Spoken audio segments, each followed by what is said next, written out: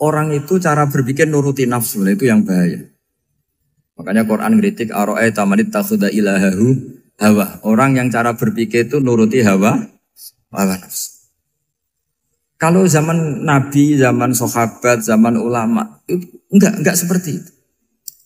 Sehingga cara berpikir itu mudah.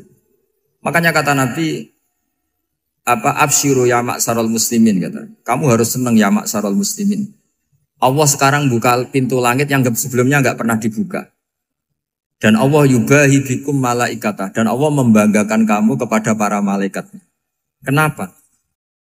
Umatnya Muhammad, umatnya Rasulullah Muhammad SAW, itu kalau sampean kepengen mati setiap saat itu baik, itu resepnya gampang kata Nabi. Addu faridotan wantadzoru ukhra. Jadi Allah memberitahu, ya Muhammad umatmu ini luar biasa. Jadi misalnya tadi kita sholat subuh, ditanya, Bahak kamu sekarang ngapain? Nunggu sholat duhur ya. Setelah sholat duhur ditanya lagi nunggu apa asar. Sehingga famangkanat hijratuhu ila wa rasulih fa hijratuhu ila wahi. Jadi kalau ya sudah ini tak ijazahkan. Kalau setelah sholat subuh nunggu apa? Duhur. Setelah duhur nunggu. Sehingga ketika kita mati itu statusnya penunggu sholat. Tapi kamu kan enggak miskin. Kenapa? Penunggu kaya. Ya itu enggak masuk surga itu. Penunggu kemapanan. Berarti kan menunggu sesuatu yang seleranya nafsu. Beda kalau penunggu sholat. Berarti kamu di dunia menunggu ritual ibadah. Maka di antara ijazahnya Nabi apa? Addu faridotan wantadzoru ukhra. Melakukan satu fardu. Kemudian kita menunggu tugas berikutnya. Jadi niati saja setelah subuh nunggu apa? Duhur. Setelah duhur, meskipun kita di perapatan, apa? Nunggu asar ya. Tapi ya asar betul, jangan nunggu tok pas asar enggak. Jadi sebetulnya umat ini gampang sekali. Jadi di antara kebanggaan Allah, yubahi itu Allah bangga dengan malaikatnya adalah umat ini adalah addu faridotan wantadzoru ukhra. Melakukan satu fardu, kemudian menunggu fardu yang lain. Dari mengkhidmati kampus, ingin mengkhidmati masyarakat. Dari satu masyarakat lokal Semarang menjadi sampai sekarang, sampai Banjarmasin, Unisula mau bikin kampus di sana, terus gitu. Dari satu tugas ke tugas yang lain. Makanya Islam diajarkan setelah satu tugas selesai, faida faruh tafan sok. Jadi sehingga hidup kita itu dinamis. Dari satu kebaikan menunggu kebaikan lain, dari satu kebaikan menunggu. Sehingga hidup kita ngapain? Nunggu satu kebaikan. Ini sudah masuk faman kanat hijratuhu ila wa rasulih, fa hijratuhu ila wahi wa rasulih. Sehingga bayangkan kalau kita direkam Allah. Gusti kula ampun mati nak dereng sugih. Wis melarat puluhan tahun, sakit, nunggu sesuatu sing sifatnya nafsu, kepengin sugih. Sugih tok aja cukup. Tahu buruh wong sing tahu ngenyek ndekne lho, itu kan urung-urung wis dendam. Saya belum mau mati sebelum kaya dan buruhkan orang yang pernah melecehkan saya. Wis ngono akhirnya mati urung sugih. Berarti wis fakir matine hasud. Semua itu ngenes dunia akhirat kan kira-kira seperti itu. Kamu santai aja kalau fakir berarti meringankan hisab karena ada banyak harta. Yang mau dihisab papanya enggak punya apa-apa. Jadi saya mohon sekali ya, Islam itu mengawal kebahagiaan. Sebab itu sampai bahagia itu menjadi perintah Islam, qul bi fadlillah wa bi rahmati fa bidzalika falyafrahu. Karena dengan bahagia bi taat diharapkan orang Islam itu tidak bahagia atau cari kesenangan lewat jalur maksiat. Sehingga ciri utama wali apa? Ala inna awliya Allahi la khaufun alaihim walahum yahzan. Sehingga ulama dulu itu rileks-rileksnya. Termasuk yang saya ceritakan tadi, Imam Ahmad, Imam Syafi'i. Itu melihat apa saja rileks. Ya tadi kalau disenangi orang ya barokah, punya kawan kebaikan. Nak dineng ya barokah dineng di gedingi tonggo rada utang, ngeranjuk tulung gitu. Jadi rileks saja. Masyhur itu Imam Syafi'i ngendikan waman asaa ilaika faqat atlakoka. Orang yang berbuat buruk sama kamu hakikatnya adalah membebaskan kamu. Atlako itu apa? Membebaskan. Enak gak jadi hidup itu? Kalau kamu kan enggak, kok gedeng aku salahku apa? Malah kamu ujub tuh, orang kok gak tahu salahnya. Kamu jadi suami, istrinya ngomel, kurang apa saya sebagai suami? Ya kurang banyak, ndak ganteng, ndak kaya, ndak ini. Malah kalau diterangkan malah parah toh. Ya sudah rileks saja. Kalau dia ngomel ya tadi, alhamdulillah dapat pahala tanpa apa? Biaya. Terus ngomel kan butuh energi, paling yang tidak kuat 3 jam. Nanti juga berhenti apa? Terus ambil nilai positifnya. Misalnya ngomel sama suaminya, bagus lah. Kalau ngomel sama tetangga malah kayak apa gitu aja udah. Jadi ulama dulu itu gampang sekali melihat melihat hidup. Rasulullah ya gitu, melihat hidup tuh gampang saja. Ketika tanya, ya Aisyah apa ada sarapan? Tidak ada ya Rasulullah, ya sudah saya tak puasa. Jadi enteng saja. Kadang-kadang beliau ingin puasa, ya puasa sunat, ada sarapan nggak jadi puasa. Rileks. Nabi itu rileks. Kalau ngajari kebaikan juga rileks.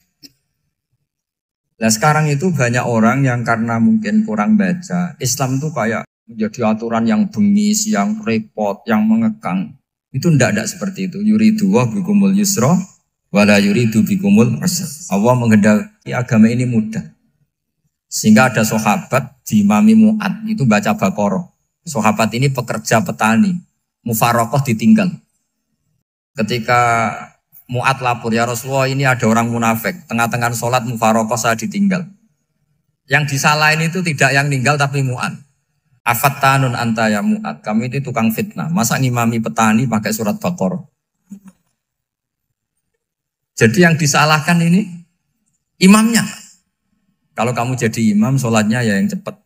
Makanya terus banyak orang kecepatan karena tadi. Jadi Nabi itu enteng sekali. Jadi apa ya? Nabi itu beda dengan yang kita bayangkan beda. Nabi pernah ngaji di masjid, kemudian ada tetangga lewat pakai cangkul ke kebun. Semua sahabat gerutu. Ini orang tidak benar. Ada Nabi ngaji ditinggal saja ke kebun, tidak ikut ngaji. Jawabannya Nabi tidak. Itu bagus itu ikut sunnah saya. Kenapa ya Rasulullah? Dia kerja nyari halal. Dan untuk menghidupi keluarganya itu juga ajaran saya. Sehingga yang ngaji ya ajarannya Nabi, yang nggak ngaji karena kerja mencukupi keluarga juga ajarannya Nabi. Segampang itu. Oh, kalau kayaknya kamu kan, wes gak roh akhlak kan gitu. Nabi rileks saja Nabi. Sampai bisa lihat itu di bab Fadhailul Kasbi. Makanya ini penting sekali supaya orang itu berpikir Islam atau mendakwahkan Islam itu berdasar sanad ya yang muttasil yang pernah dilakukan Rasulullah SAW. Sesuatu yang dilarang Allah itu pasti madharat. Maka untuk melarang seseorang bergantung sama narkoba misalnya atau hal-hal yang bahaya pada fisik, itu satu tentu bagi ahlullah, tentu karena takut Allah. Tapi banyak masyarakat yang memang benar-benar bisa meninggalkan narkoba karena efek buruknya ganja. Bahwa itu mengakibatkan sakau, mengakibatkan tidak sadarkan diri, mengakibatkan kebangkrutan ekonomi macam-macam. Sehingga mereka benar-benar benci sama yang namanya narkoba. Jadi di antara manhajul Quran itu kalau mentakbih, memburuk-burukkan maksiat itu mesti dikritik innahu kana fahisyah. Innahu kana fahisyata wa maqta wa sa'a sabila. Innahu kana fahisyata wa sa'a sabila. Diulang beberapa kali. Sehingga dibutuhkan kecakapan untuk menganggap satu hal yang buruk itu fahsyah, sesuatu yang enggak rasional, sesuatu yang tidak positif, sesuatu yang pasti berdampak negatif. Sehingga kalau misalnya tadi dibacakan oleh Qori, kuntum khaira ummatin ukhrijat linnasi ta'muruna bil ma'ruf wa tanhauna 'anil munkar. Untuk berhenti dari kemungkaran itu satu takbihun litil kal munkar atau litil kal munkarat, bahwa mungkarat itu kita cap, kita stigmasi bahwa itu buruk sekali. Seperti Nabi mengajarkan pemuda tadi, masa kamu suka ibu kamu digitukin lelaki lain, putri kamu, bule kamu, bude kamu, sehingga orang ini pikirannya termindset betapa buruknya zina. Sama seperti kita sukses memindset betapa buruknya narkoba, betapa buruknya bahan-bahan terlarang. Begitu juga seterusnya terus pengkhianat dan sebagainya. Tapi problem manusia adalah dia itu akan mencari kebahagiaan atau kesenangan sesaat. Maka caranya gimana? Keinginan senang lewat maksiat ini dilawan dengan nyaman dengan taat. Saya ulang lagi, nyaman dengan taat. Sehingga ulama dulu punya kalimatul munajat, artinya kalimat hubungan pribadi sama Allah yang menjadikan orang itu nyaman. Dan ini yang diajarkan kitab-kitab tasawuf. Kitab tasawuf itu sukses mengajarkan melihat alam raya ini semuanya nyaman, termasuk yang mengecewakan. Itu dianggap nyaman. Saya berkali-kali mengajarkan ilmu ini karena ini musalsal ila Rasulillah SAW.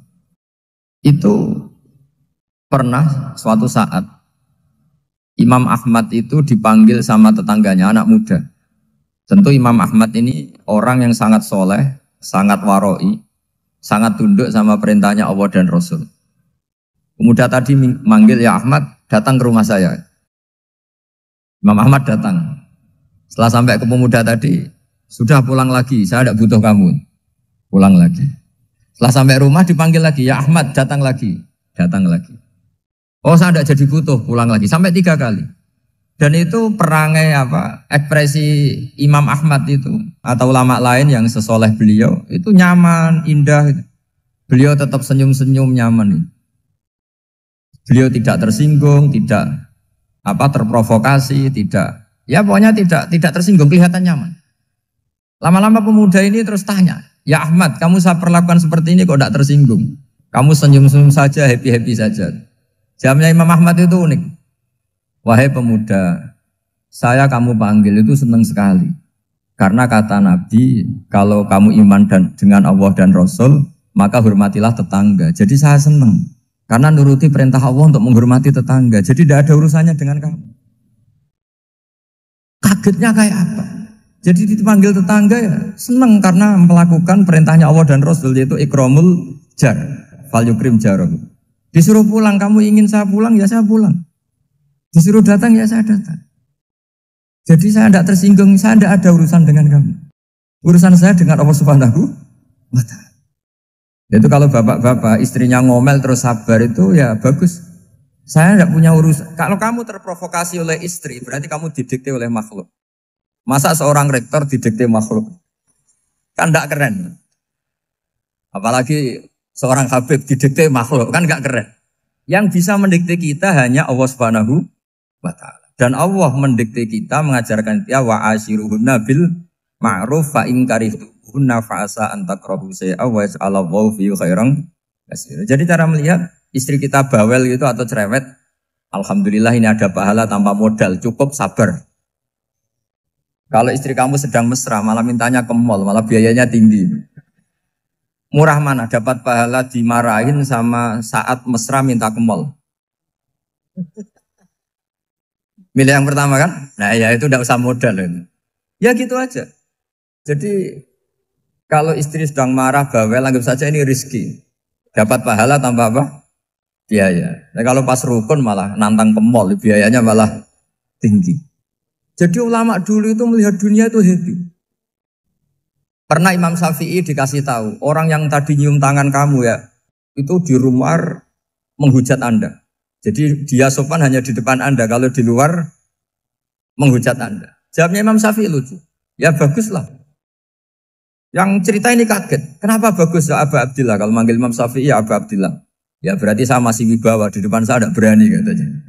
Jadi dipandang enteng saja. Jadi kalau kamu, di depan kamu, istri kamu tidak berani belanja, tidak ada kamu belanja banyak. Anggap saja Anda wibawa. Jadi enteng saja. Pernah Imam Syafi'i dikasih tahu, separuh dari kampung Anda itu gak suka kamu. Ya bagus lah, kenapa? Oh nak rukun malah bakal utang katanya gitu. Kira-kira yang utang itu yang rukun apa yang neng-nengan? Yang rukun. Jadi enteng saja. Masyhur itu makalahnya Imam Syafi'i. Waman asa'a ilaika faqad atlaqaka. Orang yang berbuat buruk sama kamu berarti membebaskan kamu. Kalau saya sedang nenengan sama Habib Hasan Toha Putra, beliau naik Alphard gak nawarin saya sah karena baru nenengan. Tapi kalau sedang rukun malah harus repot mana? Rukun sama ndak rukun? Repot rukun sebetulnya. Jadi Imam Syafi'i itu happy saja. Kalau sedang rukun sama tetangga ya dianggap rukun itu satu kenikmatan. Sedang tidak rukun ya dianggap satu kenikmatan. Jadi orang dulu itu serilek itu melihat dunia. Kalau kita kan enggak, ego. Wah saya ini suami kok dimarahin istri. Wah ini egonya bangkit. Padahal egonya bangkit itu ada kebodohan di situ. Yaitu seorang rektor didikte seorang istri, seorang makhluk. Apalagi kalau Anda daftar wali itu tidak akan jadi wali. Ini wali kok tunduk sama makhluk. Karena didikte apa? Makhluk. Maka Imam Ahmad ketika tetangganya bully gitu ya santai saja, beliau happy. Ketika pemuda tadi iskal janggal, kenapa kamu gak tersinggung ya Ahmad? Memangnya saya harus tersinggung gimana? Kan tak panggil tidak jadi, tak panggil tidak jadi. Hei pemuda, saya ini tidak punya urusan dengan kamu. Saya nuruti kamu karena perintahnya. Saya senang melakukan perintah Allah, harus berbaik sama kamu. Sampai 3 kali. Ajarkan Muhammad atau katakan Muhammad pada umatmu. Sebaiknya atau seharusnya mereka hanya gembira dengan melihat fadlnya Allah dan rahmatnya Allah. Ini harus kita pahami mulai dari konstruksi yang paling pokok, yaitu akidah. 2 ahwal. Ahwal itu 1 perilaku sosial. 3 mutamimat, sesuatu yang tidak pokok, tapi kita butuhkan dalam mengawal hidup ini. Saya beri contoh, itu sampai maksiat, itu karena cari kesenangan.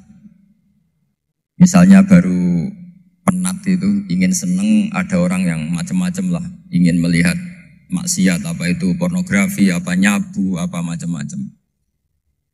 Itu sebetulnya agama punya konsep yang luar biasa, yaitu seharusnya seseorang itu gembira. Gembira dengan ketaatan. Lalu pertanyaannya caranya gembira gimana? Gembira itu mudah.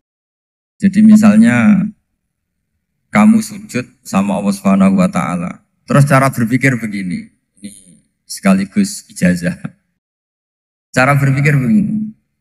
Ya Allah, ini kata Sayyidina Ali, kafani izzan an akuna laka abdan wa kafani fakhron an takuna li rabban.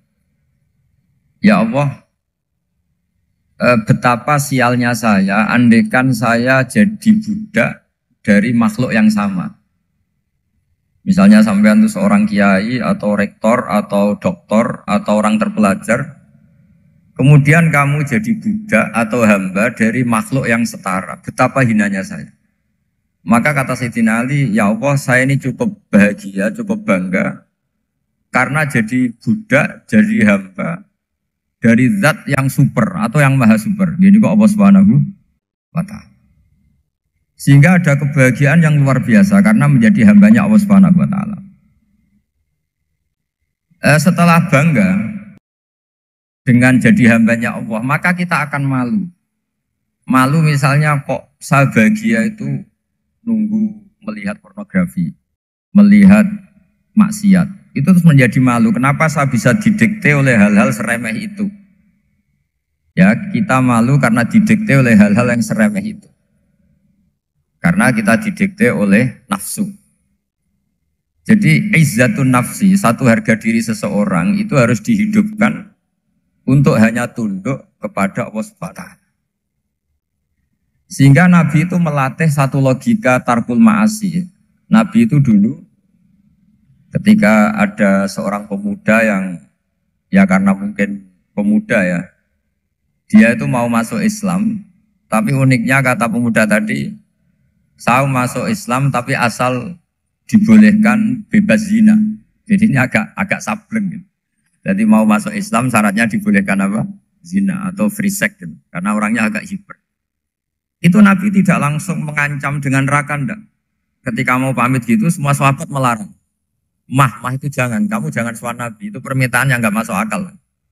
Setelah lama ditahan, terjadi kegaduhan di masjid, Nabi dengar, itu ada apa itu? Itu ada pemuda yang mau masuk Islam tapi yasta'dzinuhu fi zina, tapi mereka minta izin Nabi untuk tetap boleh zina. Kata Nabi, pemuda itu suruh masuk, suruh menghadap saya. Ketika menghadap Nabi, saya ulang lagi ketika menghadap Nabi. Nabi mengajarinya itu luar biasa. Nabi tidak langsung mengancam dengan neraka atau dengan azab tunda. Tapi kata Nabi, Atau hibbuhu li ummik.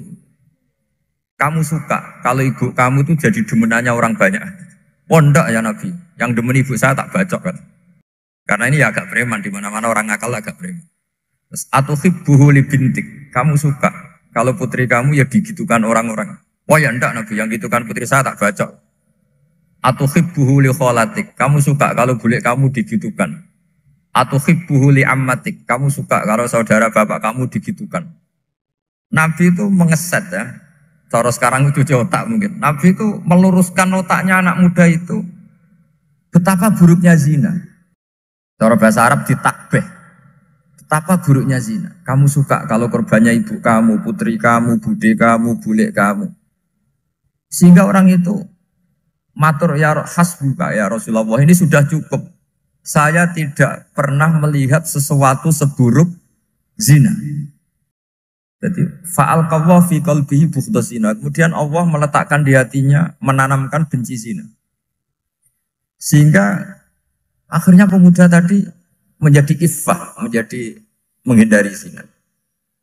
Artinya begini ya, ini mungkin yang lolos dari para kita sebagai dai, kita tidak belajar banyak tarbiyahnya Rasulullah Shallallahu Alaihi Wasallam. Jadi kalau kita benci maksiat, itu jangan hanya ditakhzir, ditakutkan neraka itu enggak. Jangan hanya itu. Tapi di logika. Jadi kalau kita menghindari maksiat, itu selain karena takut azab, itu ada logika. Ada rangkaian pikiran yang menjadikan kita anti satu perbuatan apa maksiat. Jadi misalnya gini ya, kira-kira ginilah kalau contoh gampang itu. Ada orang gitu ya, nyanyi dengan pakaian yang mungkin pornografi gitu. Mungkin pemuda-pemuda ingin melihat itu, tapi bisa diobati gini. Kok enak dekne mergawe kok tak bayar ya, aku kehilangan duit. Meskipun dengan logika yang agak serampangan, yang penting menjadi kita ini punya harga diri untuk tidak tergantung hal-hal seperti itu. Sehingga Nabi itu cara menggambarkan tadi mulai atuhibbuhu li umka. Kalau ibu kamu jadi demenannya orang lain. Pemuda tadi bilang yang demen ibu saya mau saya bunuh. Ditambah lagi atuhibbuhu li bintik. Bagaimana kalau korbannya putri kamu, bule kamu, bude kamu. Sehingga terus si pemuda tadi betapa buruknya zina. Betapa murahnya zina. Akhirnya pemuda tadi al-qawwa fi qalbi bughdha zina. Terus kemudian pemuda tadi itu sangat membenci dengan apa? Berzina. Nah, pikiran-pikiran seperti ini harus kita tanamkan. Harus kita tanamkan supaya orang itu benci melakukan maksiat. Karena satu memang takut suhtullah, takut dibendu Allah atau dibenci Allah. Dua memang logika kita mengarahkan tidak maksiat. Saya beri contoh ya, betapa pentingnya mindset ya, cara berpikir. Orang itu menjadi kikir itu karena nganggap hidup itu lama dan uang itu penting. Kalau zaman Nabi itu sederhana kalau melihat hidup ini. Pernah suatu saat Nabi itu punya jatah makan, karena Nabi itu hidupnya juga pas-pasan. Jadi Nabi itu unik, beliau di satu sisi kaya raya, bisa ngurmat Abu Hurairah, Ammar, Suhaib. Ashabu Sufa itu dirawat Nabi semua. Itu kan kaya, bisa merawat sekian orang. Tapi di sisi yang lain untuk pribadinya beliau miskin. Kadang nggak bisa makan hari itu. Tapi di saat yang sama bisa merawat Ahlus Sufa. Jadi keliru kalau orang hanya cerita Nabi itu miskin, untuk makan dirinya aja susah.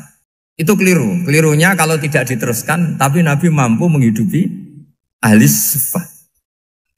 Singkat cerita jatah makannya Nabi itu dikasihkan orang ketika Nabi tanya, ya Aisyah, makanan jatah saya di mana? Oh ya Rasulullah, tadi ada orang minta tak kasihkan, maka makanan itu habis. Apa kata Nabi? Kamu salah Aisyah. Yang kamu kasihkan itu justru yang masih. Ya yang kamu kasihkan itu justru yang masih. Sehingga Nabi menganggap, makanya Nabi terus ngendikan. Ya kalau mukhatabnya lelaki ya kira-kira begini. Wahal laka min malika illa ma akalta fa'afnaita walabista fa'ablaita. Terus tanya, watasoddaqta fa'abqaita, kata Nabi. Harta kamu ya kamu makan, kemudian ke WC, jadi kotoran, atau punya pakaian mewah, nanti rusak. Watasoddaqta fa'abqaita. Ada yang kamu sedekahkan, yaitu yang abadi sampai akhir. Sehingga banyak pengusaha yang mencintai saya setelah tak ajari hadis itu. Misalnya punya uang 1 miliar karena dia spekulan atau pedagang rawan bangkrut, disedekahkan ke masjid 50 juta, yaitu yang abadi. Jadi kalau suatu saat bangkrut, dia masih punya uang 50 juta di akhirat. Jadi Nabi itu mengajari sedekah itu apa? Ya sedekah itu pengabadian uang. Kalau kita kan enggak, bilang sedekah itu nguras uang. Itu pikirannya setan, dan pikirannya orang Islam. Itu cara berpikir setan, bukan cara berpikir umat apa? Sehingga Sayyid Ali Zainal Abidin itu kalau ada orang minta, kemudian beliau ngasih, itu beliau bilang gini, marhaban biman hamala zati ilal akhirah. Matur nuwun nggih jenengan sing beto sangu kula nate. Jadi dianggap teller saja. Orang yang minta uang beliau itu dianggap tukang nyatet bank. Karena sudah ditabungkan. Ya sudah. Kalau kita kan enggak, wah pengemis tuh ganggu gini-gini. Kecuali pengemis profesi ya mungkin kita agak-agak enak. Karena zaman akhir itu ada pengemis apa? Profesi. Jadi repot.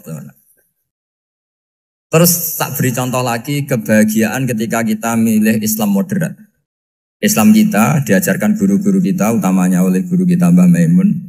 Saya juga sering ketemu beberapa ulama dunia, termasuk Habib Umar. Saya juga ikut sowan ke sini pas beliau sama Habib ini Hasan Toha Putra di sini sama orang-orang moderat. Itu cara berpikir juga luar biasa indah.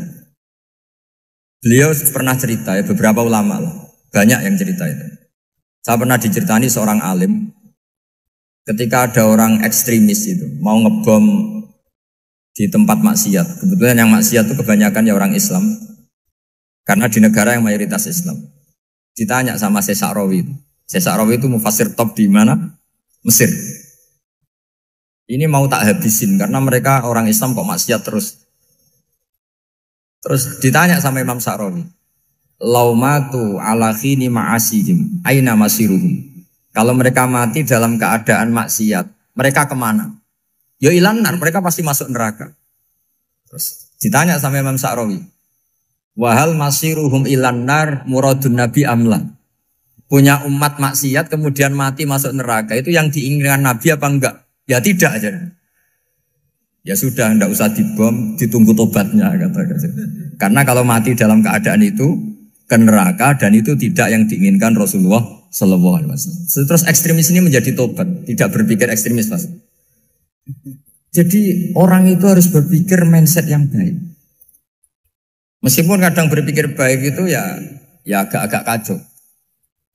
Ada seorang wali majdzub itu kalau berdoa agak kacau, tapi nggak bisa dibantah. Masyhur itu doa itu. Ini sekaligus ijazah, tapi kalau sebelum wali nggak boleh. Itu datang ke makamnya Rasulullah SAW. Terus doanya itu begini. Ya Allah, sekarang terserah engkau. Ya Allah, sekarang terserah engkau. Jika saya kamu jadikan orang soleh, jika saya engkau jadikan orang soleh, maka surra habibuk, maka kekasihmu ini senang. Yang susah musuhmu yaitu setan. Tapi kalau engkau menjadikan saya orang fasik, maka yang susah kekasihmu, yang senang musuhmu. Jadi kan punya dua pilihan itu. Wah itu kan doa tapi kayak teror itu. Ya jadi berdoa di Raudhah. Wah itu mesti mandi itu karena agak-agak maksa Tuhan itu. Ya Allah, engkau punya dua pilihan. Jika saya jadi orang soleh, maka kekasihmu ini senang. Musuhmu yang susah yaitu setan. Tapi jika saya jadi orang fasik, maka musuhmu yang senang, kekasihmu yang susah. Mohon terserah jenengan, mau menyenangkan kekasihmu, apa menyenangkan musuhmu gitu. Kira-kira gimana? Kalau tertarik boleh doa itu dipraktekkan. Tapi kayaknya kalau copy paste itu gak keren, apa? Jadi dulu orang itu muamalah sama Allah dan Rasul itu rileks. Rileks itu nyaman karena ya tadi kul bi fadlillah wa bi rahmati fa bidzalika falyafrah. Sehingga Imam Izzuddin bin Abdissalam itu ngendikan innalladzina yarmunal muhsanatil ghafilat. Di antara kebaikannya ibu-ibu atau mbak-mbak ini harus berstatus ghafilat. Perempuan-perempuan pelupa. Ghafilat itu pelupa. Pelupa dari kenikmatan maksiat sehingga mereka dengan taat. Misalnya ada ibu-ibu atau mbak-mbak atau juga bapak-bapak tahajud, kemudian nyaman dengan tahajud itu. Kira-kira terbersit enggak ingin maksiat? Enggak kan, karena sudah nyaman dengan tahajud, dengan taat. Maka dibutuhkan kenyamanan dalam beribadah. Sebab itu ala bidzikrillahi tatmainnul qulub. Makanya saya termasuk kiai yang setiap ngaji itu happy, seneng. Karena ini untuk kampanye, seneng dengan ngaji, dengan taat itu sudah luar biasa. Kayak apa kalau mereka senengnya kalau nunggu melakukan maksiat. Jadi termasuk bentuk perlawanan kita terhadap maksiat adalah usahakan kamu tuh bahagia, seneng dengan taat. Istiqnas billah, mu'anasah billah, farah billah, itmi'nan tumaknina billah. Sehingga ini mencukupkan kita tidak berkebutuhan maksiat. Meskipun kita ya manusia, pasti suatu saat atau sudah pernah maksiat. Serasa diceritakan lah, itu mesti gitu. Lah orang-orang dulu itu orang yang sukses mengelola bahagia ma'allah wa billah walillah. Jika wali-wali dulu itu jadi wali itu tidak mesti karena ibadahnya banyak, itu enggak. Mereka orang yang ibadahnya itu biasa. Biasa-biasa sekali. Ulama-ulama dulu ibadahnya biasa sekali. Tapi qulubuhum ma'allah, hatinya itu ma'allah. Itu ada seorang wali itu jadi wali, Umar bin Abdul Aziz yang dikenal khamisul khulafa. Khamisul khulafa. Di luar khulafa Ar-Rasyidin 4, di antara yang soleh adalah siapa? Umar bin Abdul Aziz. Itu ketika mau meninggal, itu senangnya bukan main. Itu semuanya nangis, beliau senang. Terus tanya, kenapa kamu senang? Memangnya saya kalau mati itu kemana aja? Ila khairi madhubin ilah, ke zat terbaik. Dibang urip mbek kowe bulet atau mbek arhamur rahimin gitu. Yaitu Allah Subhanahu. Jalaluddin Ar-Rumi ketika mau meninggal itu muridnya nangis semua, beliau marah. Kamu harusnya pesta karena saya mau ketemu kekasih saya, malah kamu tangisi. Goblok sekali kamu katanya. Jadi orang-orang dulu itu luar biasa. Karena tadi mereka tidak ingin ketemu Allah itu dianggap problem. Harus sesuatu yang membahagiakan. Makanya wali-wali itu kalau berdoa begini. Wa khairu ayyami yauman alqa kafih, dan jadikan hari terbaikku adalah hari ketika saya ketemu engkau ya. Pernah dengar doa itu? Wa khairu ayyami yauman alqa kafih, dan hari terbaikku adalah hari saat ketemu engkau. Rahman kan enggak, sampai mati ku wedi. Saya tidak tahu wedi dosa apa wedi Israel apa wedi malaikat siapa? Mungkar Nakir. Sebenarnya tidak perlu seperti itu. Karena cara pandang Nabi itu ini bisa dipraktekkan. Kalau kamu orang baik, mati artinya apa? Ya baik. Karena husnul khotimah. Kalau kamu orang yang buruk, itu kata Nabi, anggap saja mati itu akhir dari keburukan kamu. Nah, kowe urip terus, malah maksiat terus. Maka Nabi itu kalau ngajari kita berdoa gini, Allahumma maj'alil hayata ziyadatan li fi kulli khairin wal mauta rohatan li min kulli syarri. Ya Allah, kalau saya hidup, ya anggap saja ziyadah fi kulli khairin, berpotensi nambahi kebaikan. Kalau saya mati, anggap saja ini akhir dari segala keburukan. Maka saya berkali-kali, tradisi ulama-ulama NU, ulama-ulama pesantren, ya ada hanya NU, pokoknya ulama-ulama alim, itu kalau ada orang mati, orang nakal gitu mati, ini saya gitu, itu hadirin mesti gak terima. Wah, api enang itu wong wakal. Tapi dipaksa sama kiainya, saya gitu, lama-lama dipaksa. Saya gitu, padahal yang hatinya kiai, wis ra iso maksiat meneh, wis saya gitu. Karena dengan mati berarti saya sudah tidak bisa maksiat lagi. Jadi Nabi melihat hidup dan mati itu segampang itu. Kalau al-hayata ziyadatan li fi kulli khairin wal mauta rohatan li min kulli syarr. Coba kita ke depan itu kan ada potensi zina, potensi korupsi, potensi maksiat. Yang bisa menghentikan potensi itu apa coba? Mati ya, udah pinter ya. Sudah maju berarti. Berani mati? Berani. Tapi jangan di sini ngel-ngelo panitia.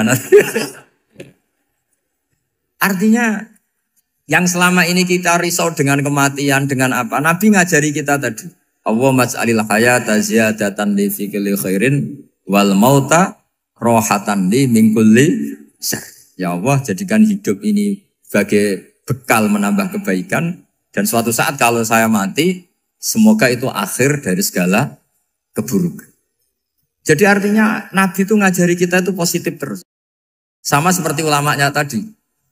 Nak lagi rukun mbek tonggo ya sanggep ae kanca keapian. Nak nenengan ben ra utang ngoten. Dadi pokoknya penak terus itu. Nak bojo lagi ngamuk alhamdulillah gak ngajak blonjo. Nak pas rukun ya alhamdulillah kok lagi rukun. Jadi gampang semua. Makanya ada seorang alim itu ngendikan begini, ada yang tanya.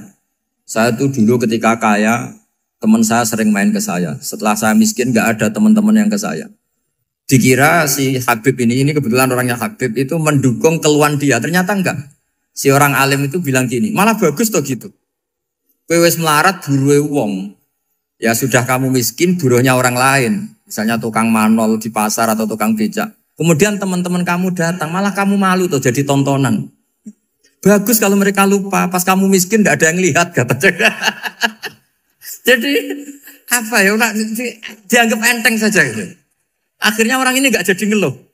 Selama ini kan kita ngeluh ya, ketika miskin teman-teman gak datang. Coba kalau mereka datang pas kamu buruh bikin botol di orang lain. Mantan bos buruh, malu gak? Milih datang apa enggak? Enggak lah, sudah bener itu. Jadi ulama dulu itu, makanya sering baca biar tahu solusi hidup. Jadi ulama dulu tuh gampang sekali melihat kehidupan itu. Gampang sekali, indah, gampang. Kebahagiaan ini pula yang harus kita latih dalam melakukan ketaatan. Tapi memang obsesi saya terbesar atau cita-cita saya terbesar memang setiap ngaji saya ingin orang mukmin semuanya itu bahagia. Dengan bahagia itu mereka tidak neko-neko ingin mencari kebahagiaan lewat jalur apa maksiat.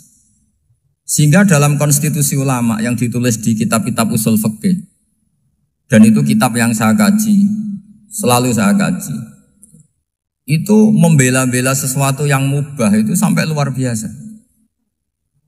Karena melihat mubah itu, misalnya Anda tidur itu berstatus mubah, Anda bermain catur berstatus mubah, Anda rileks sama teman jagongan semalam dengan teman rektor atau dosen atau yayasan itu, melihatnya bukan mubah tapi tarkul maksiyah. Misalnya saya semalaman asik Musamaroh itu jagungan malam sama Habib Toha Al-Munawwar. Itu awang hitungnya bukan, wah ini jagungan ngalor ngidul tidak penting tuh enggak. Malam itu bahak tidak ke dugem, tidak ke tempat maksiat. Sehingga ada ulama yang mengatakan mubah itu enggak ada. Saya ulang lagi, mubah itu enggak ada. Kan umumnya ulama bagikan wajib, ya kan, haram gitu. Terus diantaranya mubah, sunat, makruh. Ada ulama yang mengatakan mubah itu tidak ada.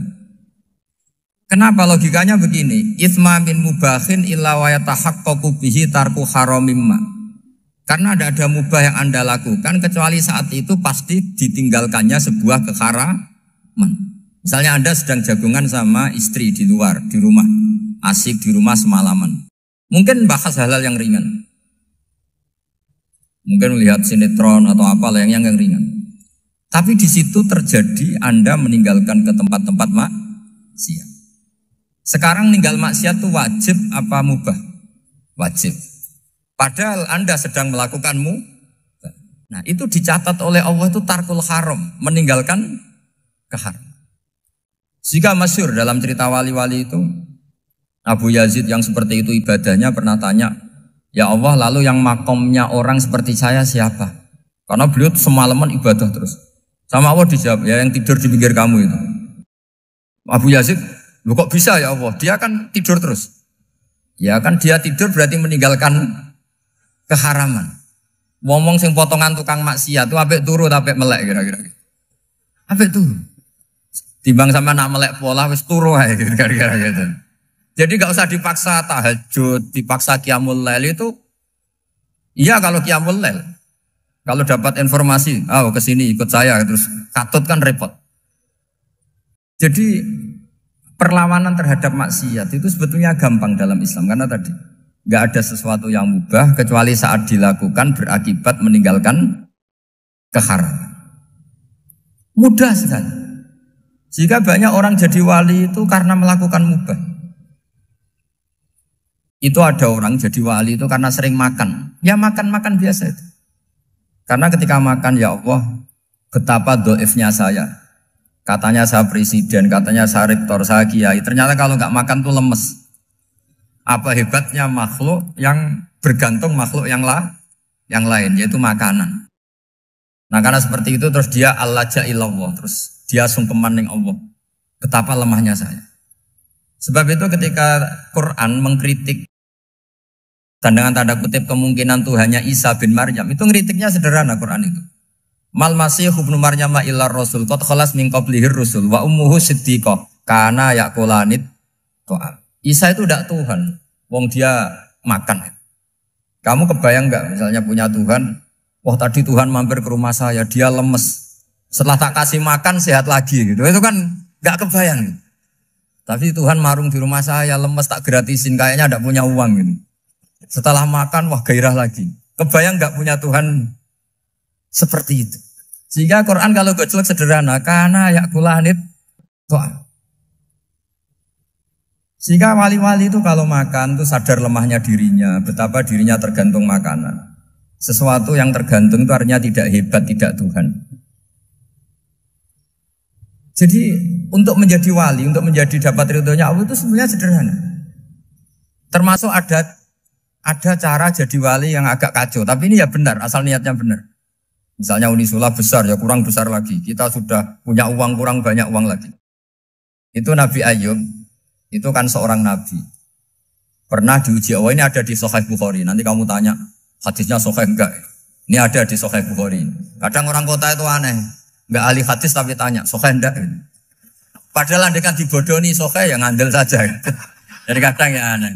Oh enggak tahu kok tanya. Itu Nabi Ayub itu sudah kaya, pas itu sudah kaya. Bukan cerita yang masih miskin, memang sudah kaya. Beliau di kamar dihinggapin satu belalang dari emas.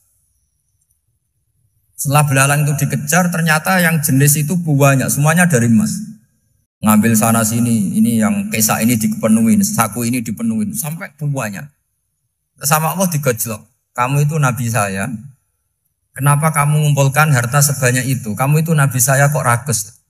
Jawabannya Nabi, ya Allah, siapa yang bisa kenyang dari rahmatmu? Ya, jadi kalau kamu punya uang 1 miliar, kok ingin 1 miliar 100, ingin 1 miliar 200, itu cara ngitung bukan uang. Ya Allah, siapa yang bisa kenyang dari rahmatmu? Karena rahmat Allah tidak terbatas, sudah Gusti tenang saja. Meskipun saya gini, rahmat Anda tidak akan habis. Sehingga waroi ada ilmunya, tomak juga ada ilmunya. Termasuk ragus itu juga ada ilmunya. Misalnya begini, ini contoh rakus yang ada ilmunya begini. Ini saya beri contoh. Mungkin yang boleh niru orang-orang soleh, kalau nggak soleh jangan. Imam Syafi'i ini cerita nyata. Imam Syafi'i itu dulu ketika ngaji masih muda itu nggak suka sama guru yang kaya. Kebetulan dia punya guru miskin terus. Namanya Sufyan As-Tsauri, itu miskinnya Masya Allah. Sufyan bin Uyainah juga miskin. Jadi dia miskin, punya guru miskin terus. Sehingga idolanya ya sama guru-guru yang miskin. Suatu saat guru-guru ini menyarankan dia ngaji Imam Malik.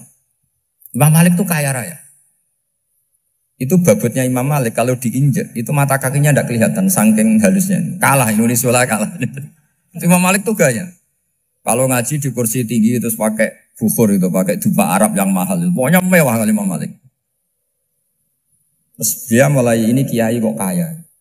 Kemudian setelah beliau alim tanya, saya harus ngaji siapa setelah ilmu jenengan habis kira-kira gitu. Kata Imam Malik, sudah kamu tidak usah perlu ngaji saya, kamu sudah alim alama. Terus Imam Malik datang ke Baki. Zaman itu Baki itu semacam kayak rentalan ya, semacam Grab lah kalau dulu. Mana kafilah yang mau ke Irak? Ya sudah terus. Oh kita mau ke Irak. Ini antar ke Muhammad bin Hasan As-Syaibani. Itu dibiayai sama Imam Malik. Grabnya ya dibayarin, itu kafilahnya itu ya dibayarin. Imam Syafi'i disangoni surrotan min dhahabin. Jadi satu kepes uang dikasihkan. Itu pernah tak hitung semurah-murahnya itu sekitar 60 juta. Imam Syafi'i mulai mikir, kiai yang saya kritik lomo, sing kiai miskin tak puji, gak pernah ngamal kan, tentu orang miskin. Setelah datang ke Muhammad bin Hasan As-Syaibani, beliau itu pakar usul fikih, muridnya Abu Hanifah. Beliau al-usuli, pakar usul fikih. Itu Muhammad bin Hasan As-Syaibani itu kalau ngitung emas, itu di ruang tamu. Uangnya miliaran, emasnya banyak. Dari kota ini dipindah ke kota ini. Mas, kalau ngitung di ruang tamu. Bukan di kamar, di ruang tamu. Imam Syafi'i tambah kaget. Imam Malik kayak gitu sudah soal malah ini kaya raya. Setelah Imam Syafi'i kelihatan kaget, digojlok sama Muhammad bin Hasan Asyibani karena beliau senior. Ata'jabu min hadza, kamu aneh melihat ini? Iya. Kenapa? Ulama kok kaya raya. Terus kata Muhammad bin Hasan, ya sudah, uang ini tak kasihkan orang-orang fasik, binti gue demenan, gue nyabu, gue macam-macam. Oh jangan, nanti dipakai maksiat. Pun jenengan mawon sing suka. Semenjak itu Imam Syafi'i rubah mindset. Jadi kalau kampus ini ingin akreditasi A, ingin mulia, ingin apa, kamu ridho kalau yang punya prestasi seperti itu adalah orang-orang fasik. Ridho enggak? Enggak kan? Maka didoakan ini. Nah itu namanya berpikir secara usuli. Kamu jangan hanya nuruti karena berpikir waroi terus kamu benci kekayaan. Kan tidak bisa seperti itu. Karena pangkat dan kekayaan ketika dikelola secara kesolehan maka akan menjadi energi positif yang luar biasa. Semenjak itu Muhammad bin Hasan Asyibani berhasil mendidik Imam Syafi'i. Sampai akhirnya keterusan Imam Syafi'i berpendapat kalau orang Islam bisa bikin rumah tingkat kok punya rumah reok itu haram. Akhirnya keterusan. Kalau bisa jadi bupati kok jadi ketua RT juga haram. Karena al-Islam ya'lu wala yu'la alaih. Islam itu luhur bukan bisa diluhurin. Sehingga rata-rata orang Syafi'iyah termasuk kiai-kiai Indonesia itu rata-rata ya agak-agak politikus. Ya agak-agak kedonyan, mungkin sebagian kedonyan tenan gitu. Karena gak ridho gitu loh. Kalau kesempatan itu dikuasai orang fasik kemudian menjadi kekuatan maksi. Coba kalau bupati itu orang yang fasik. Kemudian programnya supaya rakyat seneng semalaman dangdutan yang purno misalnya. Supaya rakyat seneng dibolehkan dugem, dibolehkan judi. Tapi kalau yang jabat orang soleh kan ada beberapa perda yang menolak penyakit apa? Masyarakat. Jadi kamu jangan melihat bahwa kepangkatan ini hanya sebagai alat korupsi, alat otoriter, enggak. Asal kena orang soleh, maka ini menjadi energi kesolehan atau energi positif. Sebab itu ketika Allah muji para nabi yang soleh, diantaranya disifati apa? Faqad ataina ala Ibrahim al-kitab wal hikmata, terusannya wa atainahum mulkan azim. Dan Nabi Ibrahim dan keluarganya tak kasih kerajaan yang besar.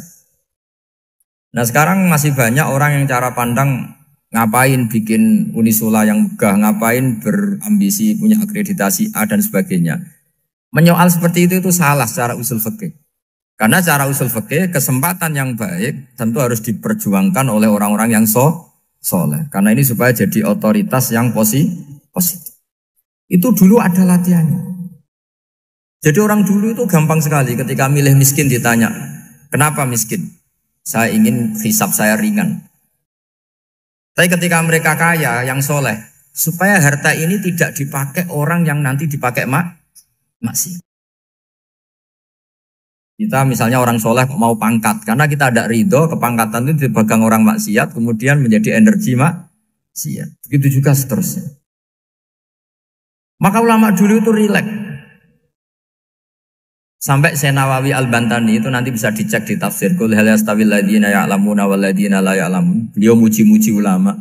Kemudian ada seorang yang agak hasut mungkin. Tanya begini. Hebatnya ulama itu begini-begini. Terus ditanya, tapi kenapa kita sering melihat ulama ngantri proposal di rumahnya bupati kan? Sementara bupati nggak pernah datang ke ulama ngaji ihya.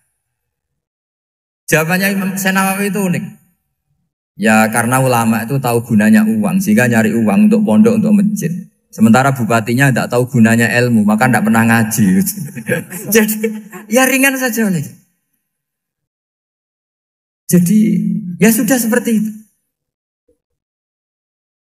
Jadi kalau ada ulama kedonyan, anggap saja karena tahu gunanya uang. Jadi kenapa ulama ngantri di kabupaten, bukan bupati ngantri di ulama? Jawabannya karena ulama tahu gunanya uang, sementara bupatinya nggak tahu gunanya ilmu. Kira-kira gitulah. Ada ustadz tidak ganteng, kesensem rondo cantik, karena tahu gunanya ustadz itu.